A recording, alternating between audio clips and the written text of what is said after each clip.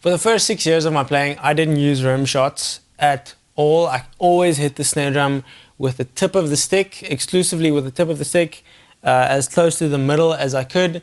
I think up until the White series, the videos that I post online, that's when I discovered rim shots. I was watching videos by Chad Zaliga, who drums for Breaking Benjamin, and I saw he used the rim shot all the time. And he wasn't even playing that loud. He just liked the tone, I assume, of the snare drum just with the rim shot. And I tried it out, and it just sounded so good. And it's such a powerful thing dynamically to use, especially if you still use like normal single strokes or double strokes on the snare drum, but you kind of use the rim shot to do the accents. And it's such a powerful thing dynamically. The best way to show you what I mean is just to play a groove, and I'll start off with the way that I played for the first 6 years of my playing, just kind of sticking to the center of the snare, and then I'll move over to rim shots, and then I'll kind of do a few fills incorporating the accent kind of technique of using the rim shot to accent certain parts of grooves and fills and things. So that's what this will sound like.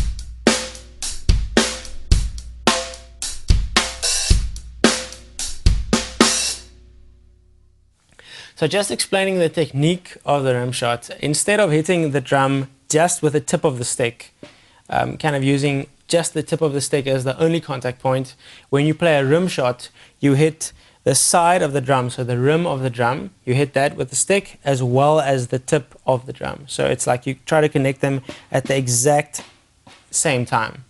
And that creates a totally different sound. It really makes the whole shell resonate. So you get the tone of hitting the drum in the middle of the drum with just the stick, and you kind of get the ringy shell sound, and it creates a ton more attack. It's like a much more dynamically powerful sound. It's a lot louder usually, and it's got a lot fuller tone than just hitting the drum with the tip of the stick in the middle. I'll just demonstrate quickly.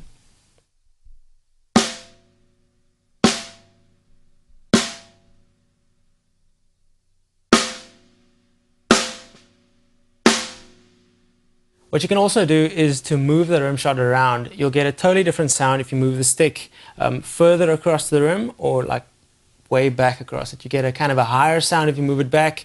The less stick that is kind of over the edge of the drum, the higher the note usually is, and the more the shell rings. So just see if you can spot the difference when I move the stick further into the drum and somewhat out of the drum.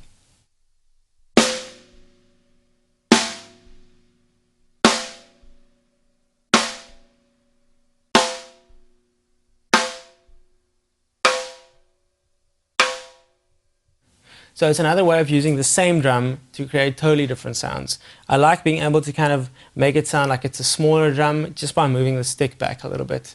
It gives me a lot more freedom dynamically if I want to extract a different sample from the same drum if I just have to move my hand. So that's why I especially dig playing rim shots. You can't really do that with normal snare strokes. I mean, you can hit the drum on different places. You can kind of move the contact point towards the edge of the drum. It definitely will alter the sound, but I love the attack and the tone of a rim shot. That's why I love using them.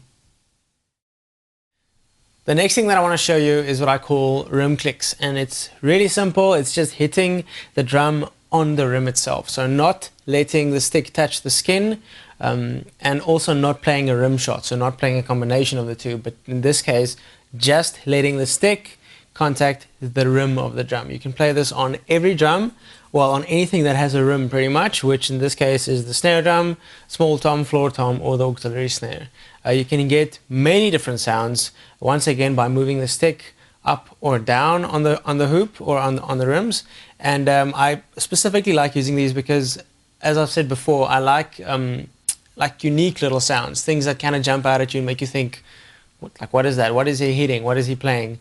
And I like the fact that 99% of drums have rims, so this kind of sample is always available to you if you're playing a normal drum setup. Even on a kit that has wooden hoops or some sort of interesting hoop setup, it's always a possibility to kind of get that unique little sample by hitting the rims with the stick itself. So not letting the tip of the stick touch the skin, but just the rims. I'll just demonstrate quickly by playing a little groove and kind of trying to incorporate the rim clicks into it. You'll see I'm going to try and kind of do a few different sounds by moving the sticks around, hitting the different rims of the different drums, and you'll see also that the tone differs greatly between, say for example, playing the rim of the small tom and then moving to the floor tom, because the drum has a totally different dimension, because there's so much difference that the tone also changes a lot when you move from the one rim to the other rim. So you just have quite a wide range of sounds that you can sample from when you move from the sticks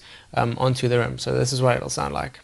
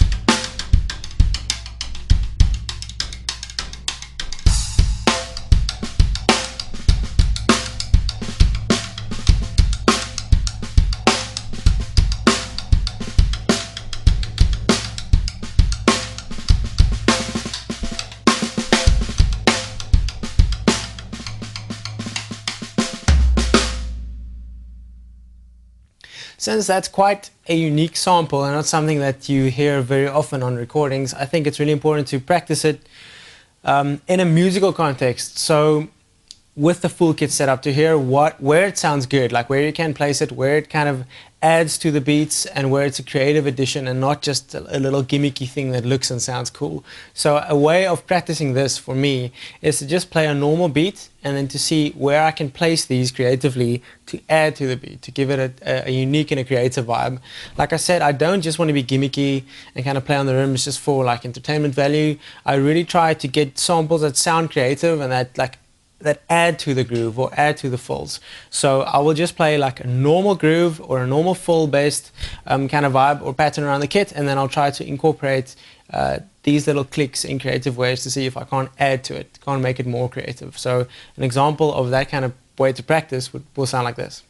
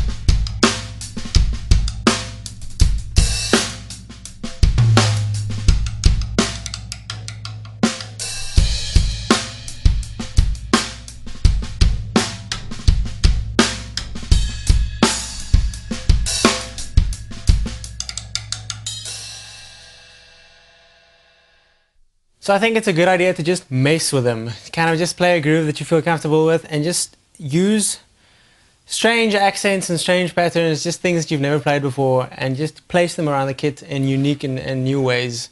And just hear what it sounds like. Just see if it doesn't maybe add to the groove. If it doesn't maybe give it a nice little funky edge. And that's what I try to do, especially with samples that are a bit unconventional, stuff like the room clicks. You're not used to hearing that. So I like to incorporate that into normal grooves, hopefully in creative ways, to add to them, to make them a little bit more unique. But the only way that you can do that is to actually play them and hear what they sound like.